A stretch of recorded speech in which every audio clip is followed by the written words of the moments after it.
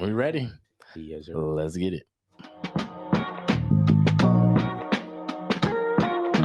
Scotch, bourbon, and rye, yeah, we on that whiskey. Want to discuss an array of topics, conversation simply. Gonna drop your whiskey bars with the sip hitting for. Could you pass it? You want more? Another glass, let it flow. Steady pour.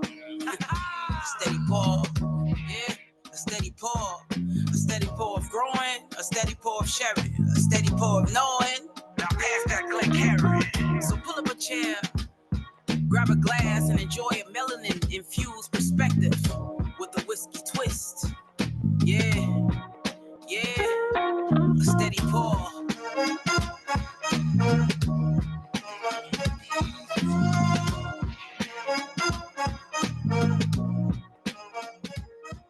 Yes, sir. You're listening to another episode of a Steady Pour podcast. I'm your poor coach, Drew. Gal, Tony, Darius. And we are your co-hosts with another episode. And we're excited to be here. We all are very Yes. excited. let's go. Let's get into it. And guess what, fellas? What is We're not it? alone. No. We got a VIP. We got a VIP special guest. Somebody special. What's up? Yeah, we actually, when we met him over in Kentucky, Yes, sir. we were like, yo, we got to have you on the pod. We got to have you on the pod. Yes, sir. And so he's here. He is here. Yeah. And So- the first time I've ever, well, go ahead. So you might have seen him on the IG Whiskey Streets. Yes. Telling his truth. Speaking on it. Speaking on it. Speaking on it. Calling BS, calling a spade. You're not falling for any other the other whiskey The facades. Facades, the whiskey influences. I see right through you. You know, I call myself the poor coach, but he was coaching me through. You know what I mean? The whole whiskey space when we were coming in. That's right. You might know him from hosting a podcast. The Truth is Barrel. Yes, barrel Right. proof. Barrel Proof. You might know him as a judge at the Ask Awards. Okay. Nice. You might seen him doing tastings Okay. Yeah. in your local city nearby. Decorated. You know what I mean? Yeah. And you also know him as Hood Sommelier, Jack Beguedou. You welcome, buddy, to the show. What's up? What's up, baby? What's up, fellas? What's happening? Yeah. So humble, might as well. Yeah, I'm just me. That's the first time I heard him was actually on Black and Brown. Yeah. Oh, really? That was Yeah. that their first year. They were doing it. They had him on, That's and that right. was one of the first episodes I listened of theirs. Oh, Nice. Yeah. I'm Jack, you were one of the first brothers I've seen when looking up, whiskey IG, like trying to find somebody look like me in the whiskey streets. You were the first person, and it's called Hood Sommelier. I was like, oh yeah. Let's see what you talking about. Yes. Yeah, that's the one right there. Honestly, I'm happy that you said that, because if there's one thing I wanted in the whiskey industry, that was that. Because 5 years ago when I came in, there was only 2 people, and they all weren't even on IG. They were actually on YouTube that were trying, drinking some sweet drinks and some Hennessy, just perpetuating the stereotype of being Black on in the industry. Yeah. I think the only group at that time, about 5 years ago, was the Black Bourbon Society. That was the only group on Facebook that was doing something different, but they have their own issues on that corner. But one of the reasons why I wanted to come in, because, I'm born and raised in Africa, obviously have an accent. I grew up in this, I came, this year is going to be my 20th year. So I've grew up as much that I've done here. I came here when I was 20 years old. Wow. And by day, I'm an insurance agent. And at night, I drink whiskey. One of the things to me, the reason why I created my IG to start with is there was no one that either sounded, looked, or, had a vision that I had that was not necessarily enforcing the stereotype of what Black whiskey culture is. And what I wanted is to come in and disturb the kind of that, I would say, simple environment that they had, and just show that not only, from my name, Hood Sommelier, not only we can drink fancy whiskey, not only we can have a conversation around very fancy whiskey, but we still can live in the hood where we can go from the crackhead to the doctor. We all can actually enjoy good whiskey. Wow. Learn about it. So that was my intention when I came. So when I walked in the industry, I didn't want to have no Crown Royal. No offense to Crown Royal on my channel. I didn't want to have no Hennessy on my channel. I didn't want to have any flavor whiskey on my channel. I didn't want any of that on my channel. I wanted to have high-end, sophisticated conversation, tastings immediately to show anybody approaching this side of my channel that we don't play around here.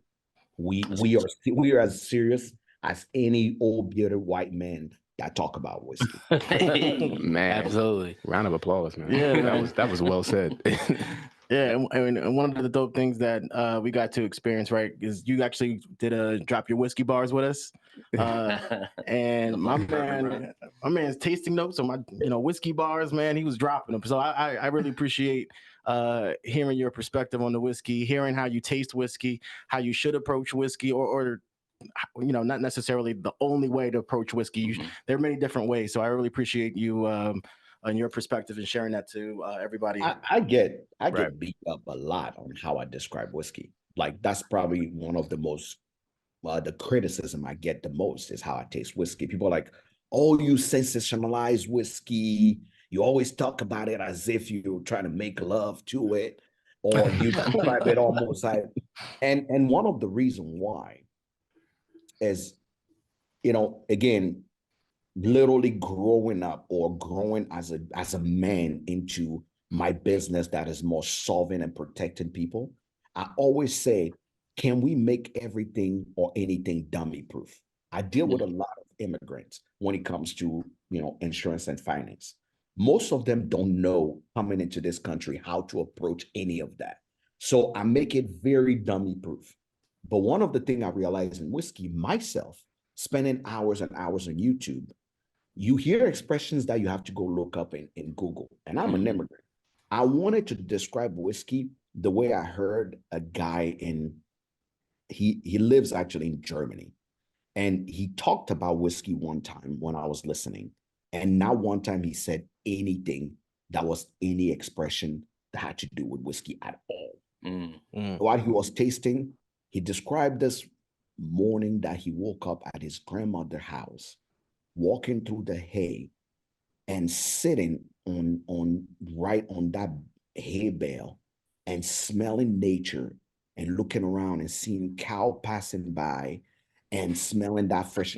And I was just mesmerized by it because I could relate to that. I was like, yeah, I don't know what marzipan is. I don't know what, I don't know what bouquet of peach cobbler covered with, a smitted of X, Y, and Z, but I know what it feel like to walk in the grass.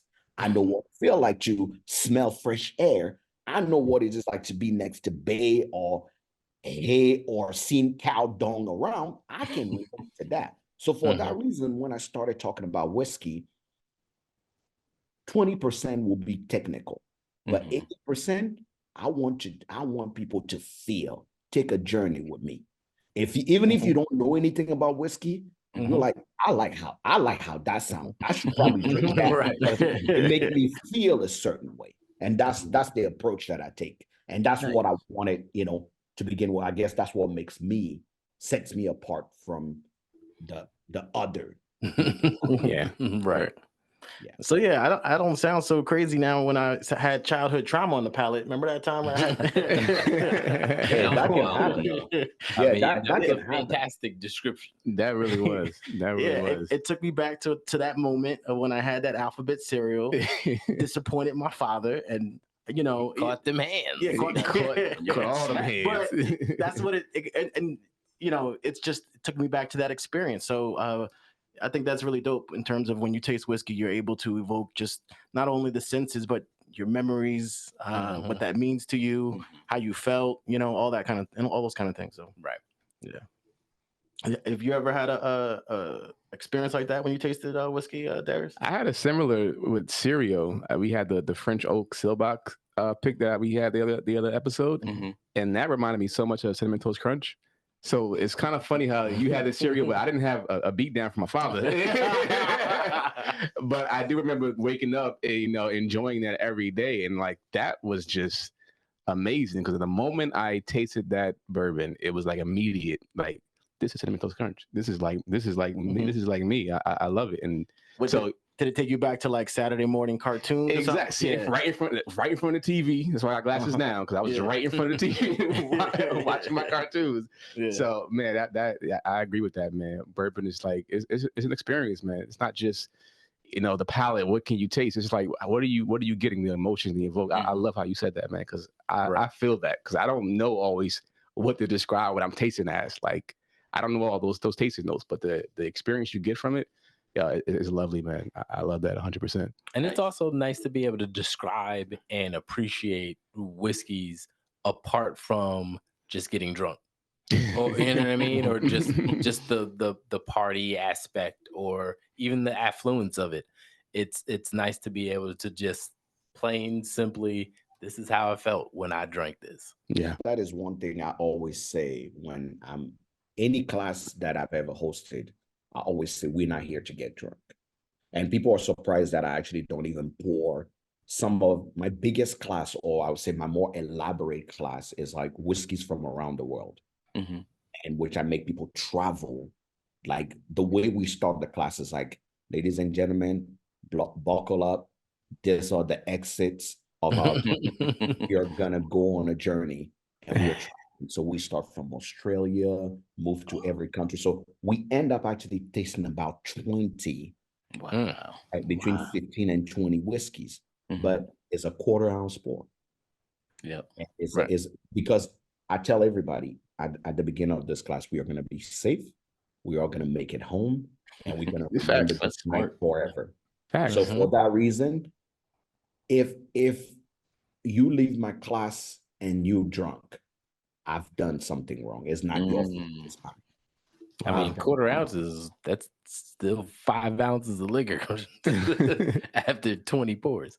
With water. So technically, quarter ounce, 3 hours, water in between. Right? Space it out nicely. So they're like, yeah, I had a great time. Yeah. And you can appreciate each pour that way. So it's not like and I tell people, like, even in the middle of tasting, like, if you can skip it if you want to. And some people are like, well, I've already had bourbon. I don't want, we're in America. I already had bourbon. I don't want bourbon. Okay. Gotcha. I want Japan. I want to go to Japan. And people are like, oh, I want to go to China. Or let me stay in Australia. I would rather do that. So it gives people the opportunity to feel like they are in control of what they do. But also, if you're a real taster, you're gonna need about 15 quarter ounce pour before you're like, okay, I'm feeling something. Right. So if, getting drunk is not the outcome you're looking for in your tastings, what would you say are the outcomes that you're looking for when people experience your tastings? What do you want them to walk away from that experience? Memory. Yeah. How did you feel? Like, just like what you guys just mentioned. I'm going to tell you this story that sticks with me every time, right? So I'm doing whiskeys from around the world. There's 4 people in that room that are veterans. Okay. Everybody else is just normal guy. And we are tasting through, and we get to Japan. Okay. And I'm telling them about Mizurana. I'm telling them about the type of grains that are used, how Japan and Scotland and that. And in the corner of the room, there's this guy that was the loudest of all of us, right? Just throwing jokes every time I talk about something. And he went quiet. Almost like everybody was looking up to him to make a joke, but he was quiet. And we tasted the whiskey. And all of a sudden, as I go through and I'm telling them, you know what, as far as brands are concerned, we're trying Yamazaki here, but you got Hakushu, and I'm telling all these brands, and I'm going through. And I had to stop for a second and say, you okay, man? And he looks at me, he goes, her name was Tulip, man. Wow. And I'm like, what? Like the whole room just looked at him like, what are you talking about, man? He goes, I was deployed in Japan. and I fell in love with this girl called Tulip. Wow. And that was like the translation of a Japanese name. And he's like, I would sneak out of the barrique and go see this girl every time. But every time we'll sneak around, she will always make me drink this single malt. And he's like, I'm married now, my kids are old, but he's like, I haven't had Japanese whiskey in probably 15 years. Wow. And it's like, just you describing the taste note, talking about lily pad and rose water, and just me taking a sip of that. He's like, I don't know if it's the alcohol, but I'm emotional right now because I could remember those moments of me and this little girl sneaking around, thinking she's gonna be the best thing that ever happened to me. And 3 weeks later, an explosion or something happened, and she passed away in that. Wow.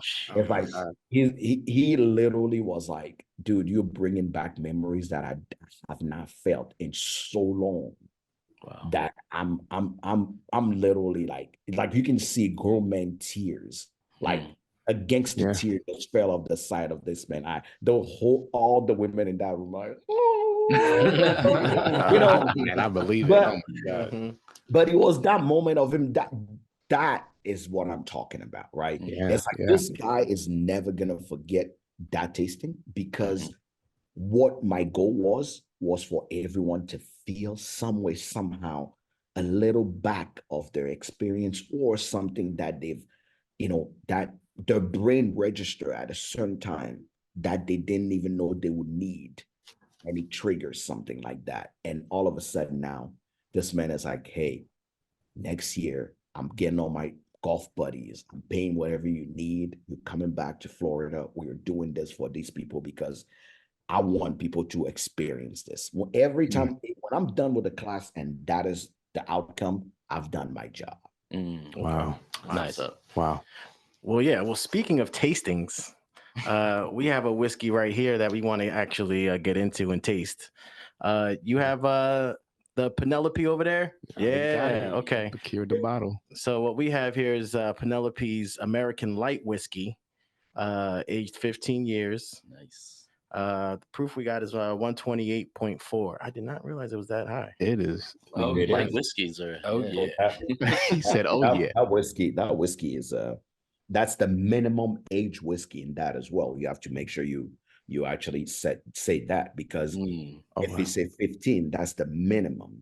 Right. Wow. So it's probably got older in there. So there may be some 16 and 17 in here. Oh, that's nice.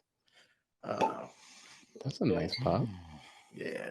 So one thing about Jack, if you guys haven't noticed, to our listeners, you are missing. Oh my God! All my parts goodness. of the bottle. Oh my goodness! Come on, well, Tony. It's my bottle. Here, you pour that. All over my table. One thing that if you guys haven't noticed, it's not just bourbon or rye or American whiskeys that Jack here has enjoys. All types of whiskey. You're all types of whiskey, right? I'm all type of spirits. So don't limit my man. Yeah, put him in the box, bro. That is the one thing I also wanted as we were doing this, is I really wanted not to just talk about one thing, right? A lot of people will always say like, oh yeah, I do X, Y, and Z. And I say, no, if it's a spirit, I will talk about it. Nice. Meaning if it's distilled, I will talk about it. Okay. So I have my WSCT level 2 in spirit, which means I can talk about anything distilled from gin, vodka, cognac, Armagnac, Calvados, Scotch, bourbon, rye, any type of whiskey. Tequila in there too. Tequila in there. If it's distilled, I can talk about it. If it's distilled, right? Okay, gotcha. All right, nice. I tell people all the time, I don't don't discriminate. I do not discriminate, and that's why on my channel, when you come, people are like, "Oh, I thought this was just a whiskey channel." I said, "No, this is a spirit channel." So if you come here, you're probably going to learn something about some good tequila, and you're going to learn something about some good bourbon, And come on, I'm an immigrant, which means my word is not just limited to what the US has to offer. I speak languages. And my word is so open. I can't, it'll be weird for me to just limit myself to just one thing, because also I'm a curious mofo. I need to I get bored easily. It'll be weird for me to just drink one type of spirit, and I have, my palate has to discover. And that's the beautiful part about being in whiskey education, is you get to try stuff all the time from everywhere. Rum, cognac, Armagnac, Calvados, you name it, you can try. Nice. Yeah. So with that in mind, then, what was your, and since we are a whiskey podcast, what was the whiskey that kind of did it for you, that made you really go down that whiskey journey, that you tasted and was like, oh, okay, let's see what else we got out here. Just level. So not being from America, being from Africa, single malt is what we drink there. Single malt has an effect than bourbon, right? The only closest thing to bourbon in Africa is Jack Daniel. Beside that, everything is usually mainly think Diageo, and you can think everything that is there. So Mr. Johnny Walker obviously is the man that we all say hello with.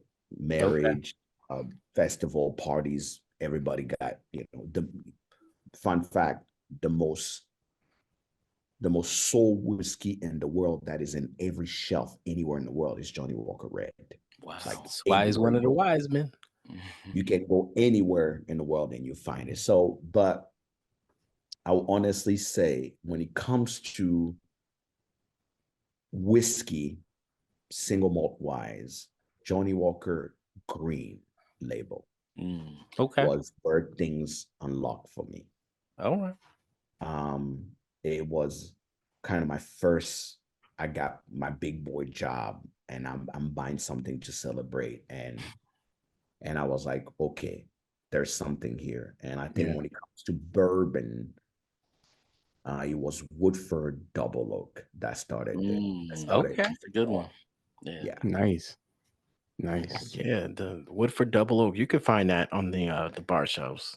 I see that everywhere. Yeah. The Double Oak. Every once in a while. I think you can find Woodward Double Oak anywhere. I see it all over the place. In liquor stores, sure. Yeah. But maybe I just don't notice it on the bar shelves as much. But I think on the bar shelves, people, I don't remember the last time I went to an OK bar. Not a dive, an OK bar that has a whiskey selection, and they did not have Woodford Double Oak. Like, I think it's almost everywhere, because it's one of those, I like to say those, it's like, we all boys, so I would compare this to that quiet girl that was in class that you won't notice, but like she take her glasses off and you're like, you are so beautiful. Why did you ever, like, that's Double Oak. Like when you turn, you see it, it's a stubby, shape is odd. It's not like the regular Woodford, and I think is one of the most beautiful bottles out there. I like everything. That's why. All right, so let's get into this Penelope. I'm getting a lot of sweetness on the nose for me. I'm getting we cannot taste this and not give a shout out to Danny. Oh yeah, Danny does. I mean, when it comes to to win Master Blender of the Year, you must be cooking something, right? Like Danny, those people, when I see him start blending, I say, let him cook. He is going to come up with something fire. The man is probably the most shy person you meet. You get him on a one-on-one, he will talk your ear off, right? You put him in public and he probably won't say anything, but he's one of the kindest people you meet. But when it comes to just tasting and blending, I don't think, like, I would expect a woman to blend the way he does because they have better sensory factor than men. Right. What Danny does sometimes is just a miracle. And it's self-taught, right? That's what even make it even better. Right. Right. just purely experimental. Yeah. Like, let's see how this tastes. Yeah, we got to have Mike and Danny on the podcast a couple years ago. So shout out to Danny, man. Yeah. Appreciate y'all. We've been meaning to go there in person to actually see Danny at work. Yeah. We're trying make to that happen. Yeah, we're trying to make that happen. Right there in that backyard. Ooh. Speak on it. That's That is 128 for sure. Yeah. Yeah, you taste every one of them proofs. The weirdest note that pops immediately is that citrus. It's like your tongue get immediately like you start salivate. Exactly. It's like remember when you were a little kid and they put some lime or citrus right on your tongue, you start just salivate. Like you do that to a baby, it's hilarious. Just see them. It's that citrus that pops immediately, and then dark fruit notes that are on top. Like some dark fruit note, but at the bottom there's that nice brightness from that citrus that pop immediately, which it almost it immediately opens your palate up, and then you start tasting everything else. Fig, it's like that dark fig-ish, a little bit of that cherry, but that oak note is also there under that. Oh yeah, like, that oak note is right there under that citrus. Like it pops and then it scratches at the same time. And I don't think it tastes 128, but it feels. It feels 128. That's the best way to put it. Yeah, you said it right. It's warming. It's very warming. Right. And some like powdered sugar, confectionery sugar notes on it too. A little bit, just kind of like on the surface of it, but those other notes, like you said, are kind of more deeply embedded in it.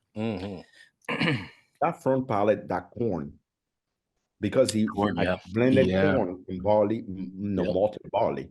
So that corn comes on front there with a little bit of that creaminess and sweetness right on front there, like brown sugar right on front. But you cannot get away from that almost scratching your tongue of that almost oaky. Like it reminds me of a smoked limoncello. If you have like a smoked limoncello, that's how it feels like. We're like a little bit of that cherry juice on top of it. That's how it feels like. Wow. Okay. Yeah, I'm enjoying this. As am I. Did you have any of the other light whiskey, Jack? The 13 year that they did? I have the 13. I think I have the 13 years somewhere. I don't think I've even opened that. Oh, okay. 15 year, I opened it because when I interviewed Mike and Danny, we talked about the new release, like the 9-year bourbon ale, the 15 year. Nice. But one of the things I actually, enjoy is I'm curious what's going to happen with the selections of what come out of Penelope now. With MGP, That they have the key to the castle. Go pick whatever they need. That's going to be, this 15-year light whiskey, that I call this whiskey, we need to talk. You call someone and you say, we need to talk. It's something important to say, this is the bottle you take in. Right. You're going to need something strong. You're going to need something that will give you a little bit of like, we're going to fight. Or we're not gonna fight, but we need to talk. That liquid courage. That is the whiskey for it, because the mouthfeel is perfect. It gives you that full mouthfeel, and you can still enjoy it. It doesn't, like I say, it doesn't drink like it, but it does feel like it. So it does. We're gonna pour some emotions out. You're gonna need it. We're gonna get all the emotions out of this. Line. All the feelings are gonna come out. This is a real serious conversation. Oh yeah. Yeah, it hugs your palate for real. It doesn't everything it touches on the way down. It's like that. It's a nice embrace, man. It's I don't know how to describe it, but it's just hugging me all the way down. It's really nice. It is really nice. I tell people there is a certain feeling that you get in some of the whiskeys remind you of a hug from a loved one. I love that. You drink it and you're like, it's like my auntie just hugged me right now. Like that. It's not in a weird way. It's more like somebody who really cares about you, hug you. You're like a deep hug, right? You feel that? Like I needed that hug. Like I had a long day, a long week. It's just that. Like That's what I'm saying. Let go within that embrace. Just give me like a good 30-second hug. Just like I just need to just stay right here for a moment. That's it. Correct. Maybe cry a little bit. I don't know. Hey, you know what? I will tell you right now. Maybe I'm not even gonna lie. I've had days where I remember it was my first time having okay. Fun fact about me is I'm a peated whiskey snob. Like I love a good peated whiskey. I'm talking like you open the bottle and the whole room clears out because it's peated. And I remember the first time I've had Lafroig. No, yeah, it was a Lafroig Warehouse One, but it was the one that somebody that I knew went to Scotland and bottled themselves. So he was given it by the master distiller straight from the cask. So there was not even a proof on it. And I had a sip of that, and the guy was telling me about his trip. And like for 3 minutes, he's like, "Are you listening?" I had tears rolling down my face because it reminded me when I was a kid, my grandma used to raise pigs. And one of the things she would call me Kruja, which means the pig raiser. And what it was is every time my mom showered me, I would run and get into the pig's style to go play with the pigs. And she always was afraid that the pigs are going to eat me because they can eat like little humans. Oh, they can, yeah. And she literally will always like watch out for me. But I would lay down because she made barley beer. She made sorghum beer. So whatever was left out of the beer, she would throw to the pig to eat. Because every Thursday and Friday, workers that leave the job site will come and eat braised pork meat and sorghum beer. So I would run into that pigsty and just play with the pig and get dirty and stinky. And I just loved it, right? And I did that till I was probably 5 years old. But when I had that peated, it was like some sea moss, peat, dirt, like just vegetable medley of just stinkiness. It reminded me, like, it took me back to my little childhood moment of joy playing with pigs. Wow. And at that moment, that gave me like shivers. Like I had like bumps all over me. I'm like, you know what? Now this is a good whiskey. You got ratatouilleed by whiskey.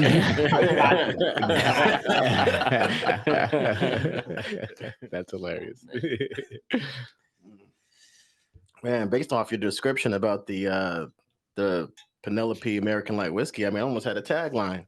You know, Penelope American Light Whiskey. It'll console your palate. That's a bar. That's a bar. That's a bar. Hashtag, man. Dropping them whiskey bars live. Yeah, that's a bar. I love it. I mean, since it's already open. Are we going for seconds? So I guess so we got to give it a rating. Jack, are you familiar with the rating system that we have? You want to give it? We want to break it down? Let's go for it. All right, Darius.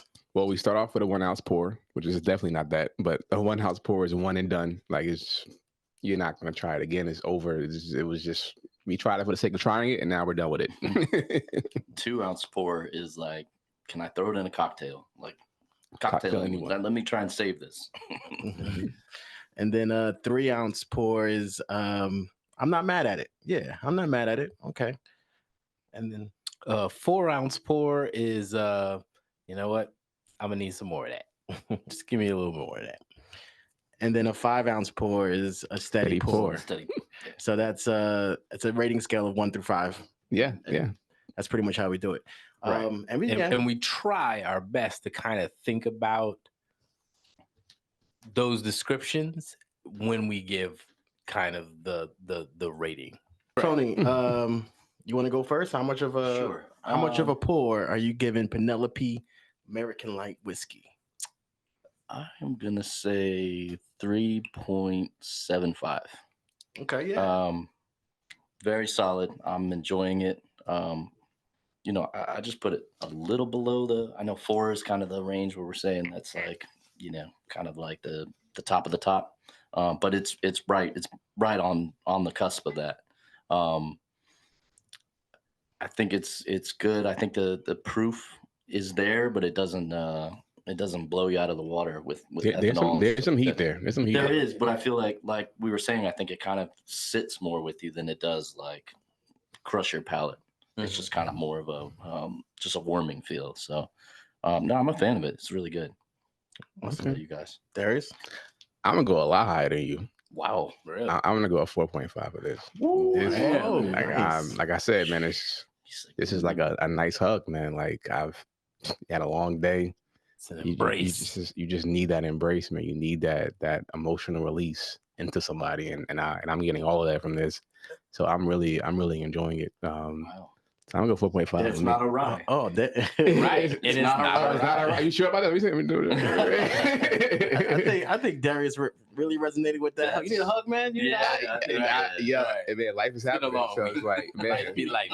This is really hugging me. It's the flavors, everything about it, man. This is really good. So I'm gonna go 4.5. Nice. Cal? I was gonna go. Well, no, I am gonna go with a 4. Nice. A solid 4, because it's flavor wise. I've had other things that I kind of enjoyed more.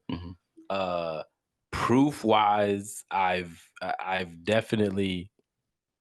I felt like this was gonna burn more, and it didn't. Right. And it just gives you, like you said, that embrace from the inside out, which I enjoyed. And it does kind of make me reach for the bottle again. I get to the end and I'm like, I have a little bit more of that. Definitely. So I'm gonna go with a solid 4. Nice. Yeah. For me, initially I was leaning more towards where Tone was at with a 3.75, but the reality of it is I want more. So I'm actually gonna give it that 4-ounce pour. Nice. And so I'm gonna give it a 4. Nice. Jack, what about you?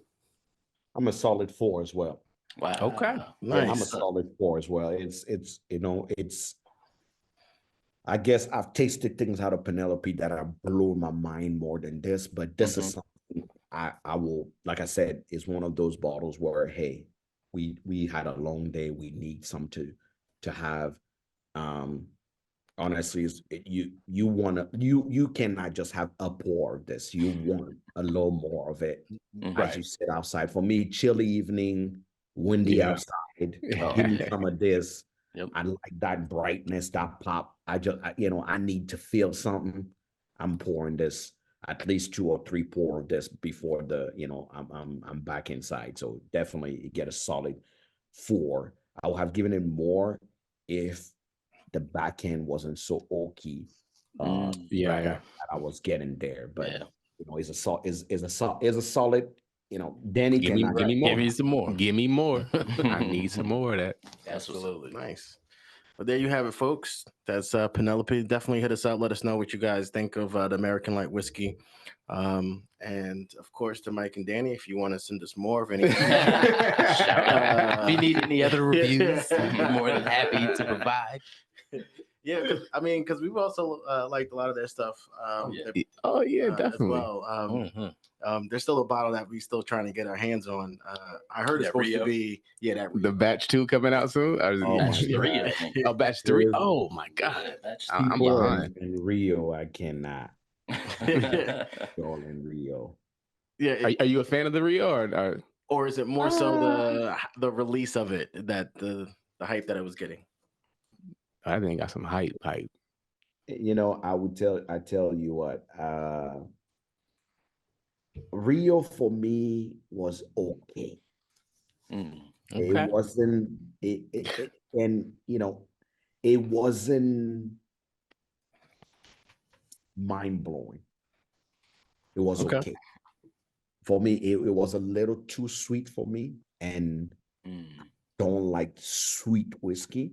So for me, it was even though I have a sweet tooth, for me, Rio Rio falls more for me in the dessert pool. Dessert. Yeah. Yes, I agree. And, you know, I don't, you know, I never have when I have whiskey for dessert, I rather make myself an old fashioned on Manhattan and just do it the way I want to, which means I'm going to use a cask strength whiskey, which usually like Stag, which Rio even doesn't have the proof or the option of what that's. So for me, if you're new into whiskey, you want a bottle that you can, you know, you come from more of those sweeter whiskey and need something to have, you know, that's, you know, I would like to call that tobacco note from the Amburana and that sweet notes from the honey, then Rio will be the perfect thing for you. But me personally, it's not a bottle I'm running to go get. Right. Well, going off of the memory of the one pour that we had of it, you know, honey's my thing. If I get that honey note, I like to taste the honey note in my whiskey. Wendy the Drew. But I too don't. I too also don't like too sweet. But I think the Amburana gave it a bit more character. It brought it down. So that's why I was really enjoying that, and it made me want to I want to taste another. But we only had that sample. We only had that one sample to share.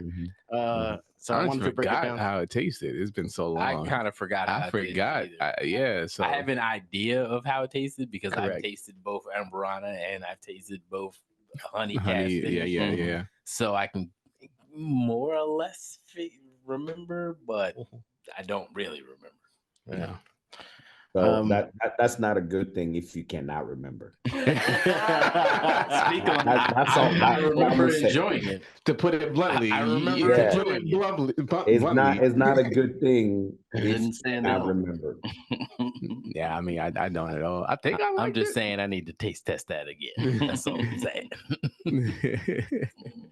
So one of the things that you hear a lot in the whiskey industry, I guess, when you're, you know, I should say, when I say whiskey industry, I'm talking about like whiskey IG, and people give reviews and they talk about sourced whiskey, more so MGP whiskey.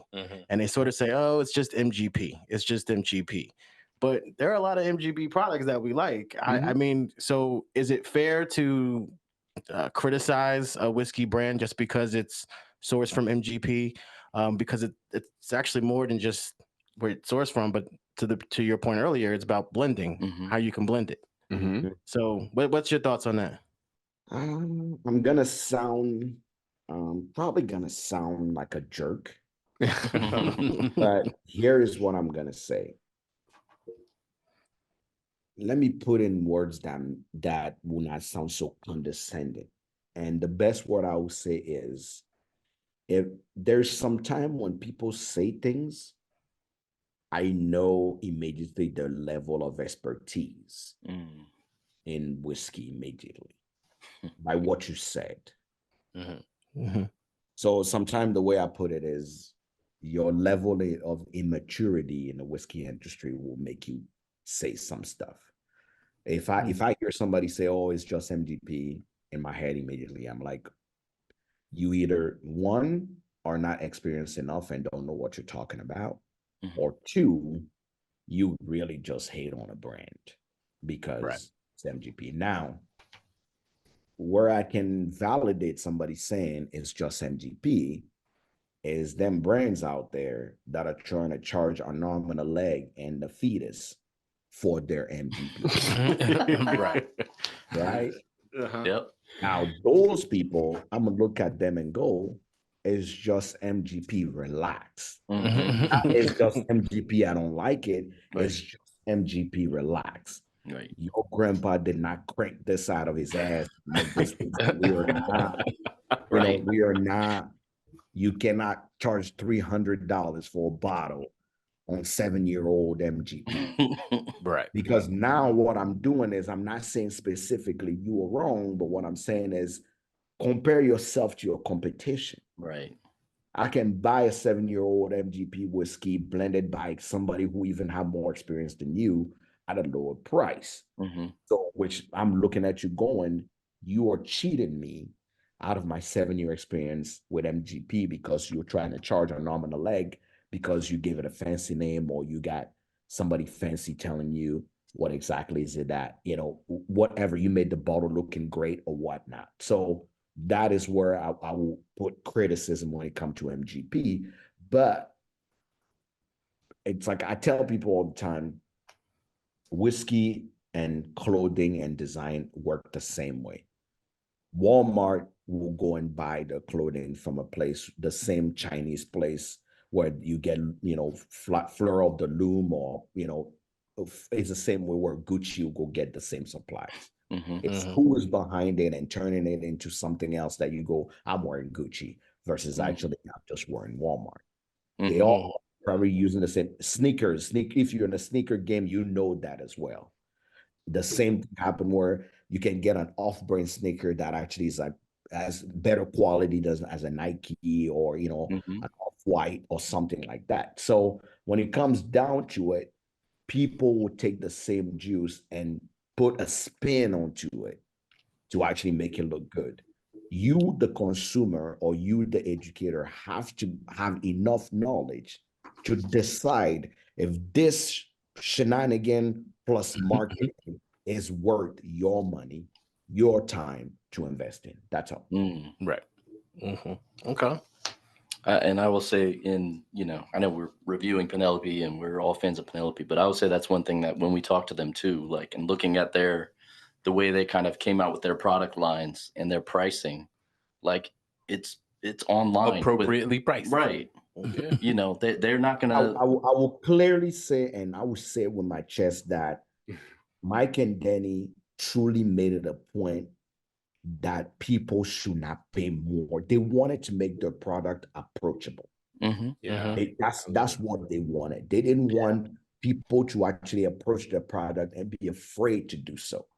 They wanted to decide. I almost feel like they broke the MGP code, where people were going and sourcing MGP, slapping it on a bottle, making it fancy, putting some wax on top of it, and that's $200. They came in and they're like, we are MGP. They never lied since day one. Right, they're like, right. Yep. MGP.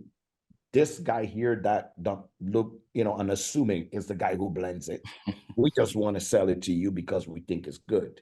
Yeah. So I think, when I see some of these brands out there that are giving us a story to sell the bottle 4 to 5 times more than what it is, I just smile and move on. Because I don't need to hate, because I'm not knocking your hustle, right? I don't need to hate. Somebody's buying it. Your hustle. Somebody's buying it. Right. So, okay, good for you. But when it you. comes down to it, the people that if you know, you know. And that's why you will never see some bottles in my house. That's never going to happen. Because those brands, for me, you are just a hustler. You are a liar. And you are glorifying something that to actually make yourself money. You're not selling the whiskey. Right. You're selling the brand. So if it's like I wear Walmart sneakers, you wear Nike, you can't tell me you're better than me. If I can prove to you that your sneaker that have that thing on it and my sneaker are the same quality, you can't argue with me. I'm not going to listen to you. So that's what happened in the whiskey industry. Too many people are making themselves look great, making the brand look great. But honestly, compared to everybody else, dude, it's just MGP. I'm okay with somebody looking at their bottle that is 4 times more than the regular bottle and go, dude, this is just MGP. I don't know what you're trying to tell me here. Right. So, wow. Yeah, that all makes sense. So, like with secondary market, like what do you think about that? Because that just kind of got out of hand. Like, even with Rio, Rio's MRP is like what, $80-$90? Yeah, and they were selling it for like $300, and people were buying it. And that's out of their control. And if you ask Mike and Danny today, they will look at you and say that's never and will never be their intent when it comes to their whiskey. Right. Tell you what. One thing is happening in the secondary market now. Things are going down. Things are flattening out. A lot of people cannot move shit because the consumer is getting more educated. Secondary market, I would say, had its place, right? It had its place, meaning you can never find a pappy. Okay. That, a secondary market or auction, that's the only place you can find some bottle. Hell, Right. I used to buy BTAC from auctions in London Wow. to be shipped to me here. Wow. Because it was like in an auction in London, I could find BTAC for $500. Mm-hmm. Right? But here it was like $800, $900. If you're lucky. Including shipping, I'm still paying less. Mm-hmm. Right? Yeah. It has its place. Why? Because there are some bottles that are made in so low quantity that there's no way in heaven you ever find those bottles. So if they're worth it to you, you go there, you buy. Now, Yeah. he opened the door to a lot of bullshit. Scammers, breaking families, people getting into debt, people thinking they're buying something on secondary to invest in later. You know, a lot of relationship broken, a lot of family broken. People ended up in jail, right? Wow. Because of this thing, right? So if you've been in the game long enough, you know what the secondary market, the good, the bad, and the ugly of the secondary market. And the people that were smart, they got out of that probably right after COVID. They're done. Because the market business was booming during COVID. During COVID, I know people that made millions in the secondary market because no one was buying anything and nothing was available in the store. So when you were the one brave enough to go grab everything you need to grab out of the store because the store needs to sell it, yeah, you were out on the internet, on Beyonce's internet, just slinging them 3-4 times the price. And you just, you made money. And I know people that paid off their house selling things on second. I know a guy today that sold so much on the secondary market, he made enough money to actually create his own whiskey brand. Wow. You know what I'm saying? Wow. Like, think about it. There's two brands that are currently on the shelf that I can for sure, with certitude and proof, tell you that the owners of this brand were not known for whiskey making. They're known for selling on secondary. Oh wow. Wow. You might have to tell us that. Are you gonna drop those? Are you gonna that's off the record. That's off the record. He got his Cat Williams right now. That's what he said. He's got his Cat Williams coming by everybody right now. But you won't find their brand on secondary, would you? Oh, exactly. Does that make sense?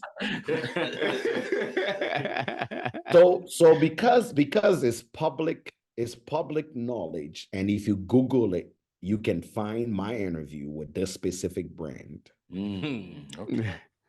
I'm gonna give you one. Okay. Wow. Okay. So I didn't know this till I was doing the interview. Usually I don't do background on anybody so in the past I used to have a show called Monday Sucks. And that was the best show we had on that was probably how most people knew me during COVID. For 2.5 years, I had Monday Sucks. Every Monday, 8 p.m.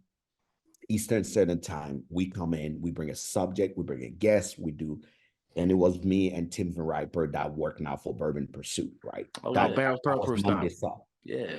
On Monday Sucks, we asked the raw questions. And some friends were even afraid to come on Monday Sucks because we always say Monday suck, but the whiskey doesn't. So we asked all the crazy questions, right? On Monday Sucks. And this brand came in, and they're from Kentucky. And the craziest thing is I'm the one who reached out to the brand.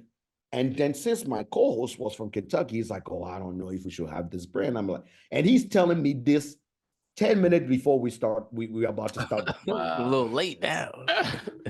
He goes, man, I got so many DM because of this brand. I'm not sure if we should have them. They pissed a lot of people off, blah, blah, blah. I'm like, dude, you telling me this now? We can't cancel the interview. And he goes, okay, let's do it. But he was, begrudgingly, he's just like, okay, fine, we can do it. And that brand at that time, they weren't even known that well yet, right? and start the generic, he come is X and Z come on. It's like, oh, you know, and me being funny immediately, right? Comments start dropping. I'm like, welcome to Monday. Monday doesn't suck that much because today we are gonna have a good time. And people are like, boo. And I'm like, what is going on here? Like comment after comment. Or tell the people when you lie to them that you went and bought all these things from Total Wine and put a sticker on it and say it was X, Y, and Z. Tell the people how you sold this. I'm like, whoa, whoa, whoa, whoa, whoa. And we had to stop the comments. Wow. Just to let them talk because everybody was like, And you know, one of them admitted, he said, hey, I used to have a collection. I sold that collection off on the secondary for us to have enough money to buy barrels. And I'm like, okay, since it's public knowledge, and if you Google it today, you go on, you literally good time interview. I'm sure that interview they regretted today. They probably want me to go take it down because on that interview, people were asking like, do you add anything to your whiskey? Do you do anything? And it's all these questions that kept coming.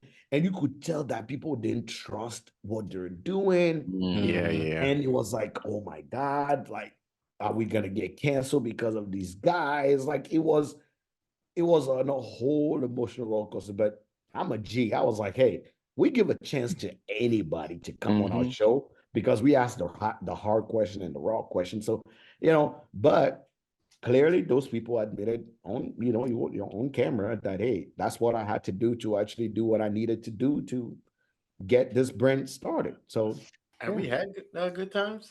Good time. The name sounds familiar. It does, but I don't remember. I think I do. I think I do. I'm gonna tell you this. This is the best advice, brotherly advice I'm gonna give you.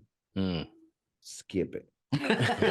Wait, hold on. Is good times similar to early times, or they're separate? Not the same thing. Okay, then I've never had good times before. Then I have early times. The one of the things that I've done that was interesting. If you go on my IG, I don't know if it's still on my IG, but it is on my Facebook, on Hood Sommelier Facebook.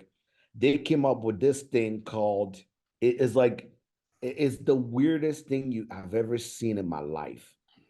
It's a cigar batch Hawaiian honey bourbon. Batch Hawaiian honey. Yeah, and it's like straight bourbon aged in Armagnac and Hawaiian honey and literally I had like the Wanda Sykes going.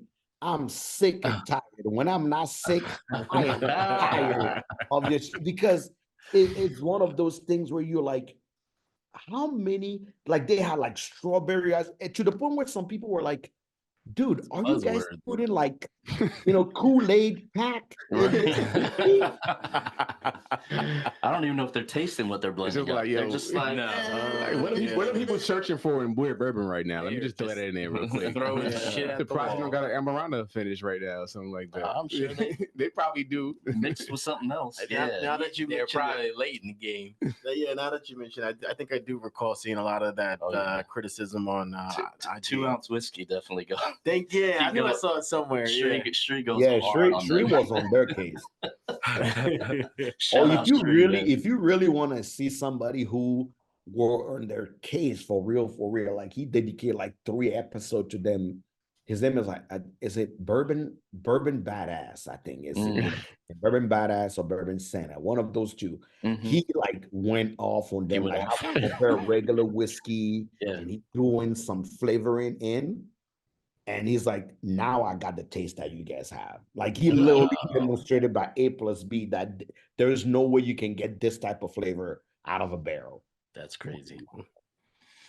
So have you ever thought of starting a whiskey brand, or have you been consulted with others that might have starting a whiskey brand? Yes. It was on track till, you know, obviously to do a whiskey brand, you need money. That's the one thing. You need time. And I really want to have a solid foundation before. But something that I have in the works is I want to start a project which having more of an offside brand that is more of a project. And I talked to a few folks about it already, but I want to call it the immigrant story. And it's going to be like chapters release of each. And the plan is to talk to immigrant owners like old Louisville. He's the one who actually triggered that in my mind. He's an immigrant that started a brand. There is if you ever heard of PM Spirit, Nicolas, he's actually a French immigrant that came to America and started PM Spirit. There is Impex Beverage. He's originally not from here. He's it's from the Middle East. And there's a few people that I know that own brands around. And I feel like that part of the story, I really don't want to, I'm always authentic to my truth. And I really want to create things that relate to somewhere where I stand. And I want to be able to maybe do a few chapters of that immigrant story while telling the story of the people that I collab with to bring this into life. But as far as whiskey brand itself, if I have to do something, I told people I'm never going to do it here. I'll probably push that more in Africa because that Africa needs its own whiskey, and that's definitely an American. Yeah, no, definitely. There's enough brands in America. I don't think is necessary here. I respect that. Are there any African whiskey brands? No, nothing. So a lot of things they do there is infused, and they do one day if next time I know we're gonna meet again, I'm gonna bring some. They use palm tree sap. Okay. That's what they distill to actually get what we call kwitishi or sorabi. It's the palm tree sap that is distilled and give you that raw alcohol that you get, and I will have you all taste it and see what that tastes like. But it's different from what you ever tasted in your life before. And a lot of people are doing infused, but you see a lot of rum.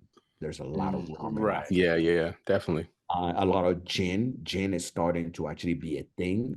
One of the things that people realize that we have enough botanicals in Africa to actually make gin. So South Africa, Zimbabwe, Kenya, they're pushing a lot of the gin out. Obviously, their influence is more the UK and Switzerland, and more people that want to see more of those gin grow.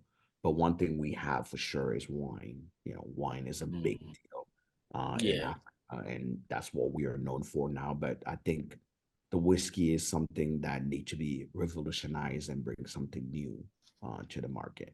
Yeah. Nice. Yeah. The when you mentioned that about Cal, or at least when you asked that question about brands out of Africa, I did talk about in terms of breweries, Montclair Brewery, right? They have their owner. He's from Africa, and they use a West African fruit. I think it was called like baobab, BAOBAB. So the baobab tree is actually one of the, if there is a tree that is probably the most venerated by the god and ancestors, resilient. Those trees are like 200, 300 years old. Oh, wow. And they grow in the most weirdest shape. Like if you see an old baobab tree, it look like a T. It literally looks like a T. And they will die during dry season and wake up randomly one day. But the fruit that comes out of it that look almost like a nut-shaped fruit.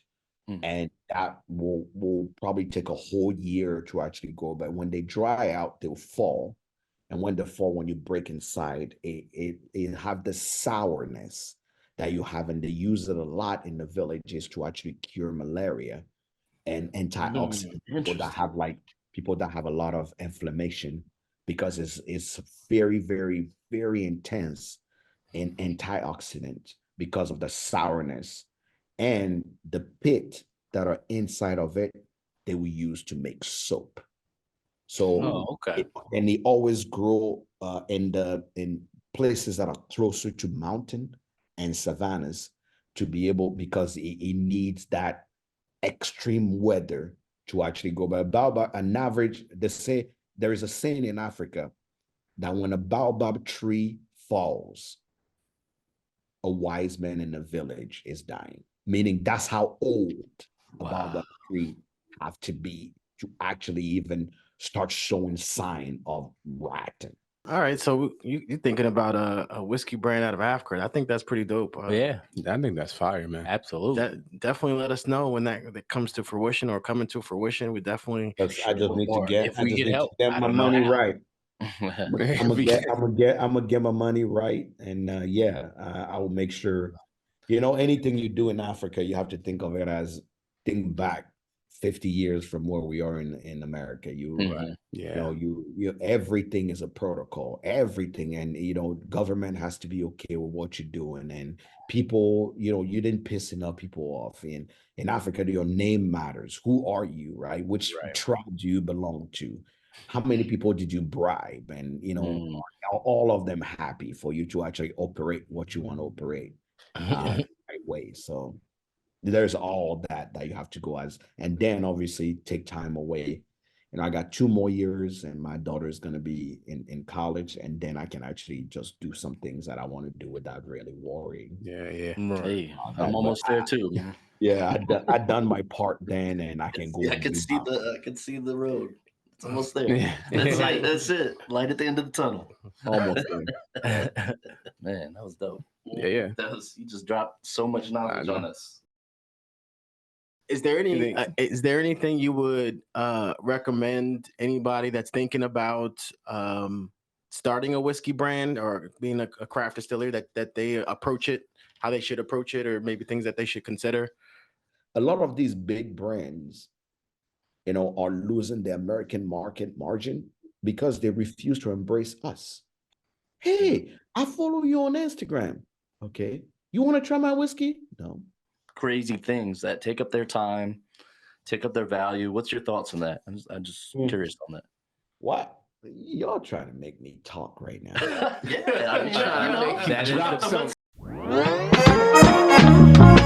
that concludes this episode of a Steady Pour podcast. Make sure you follow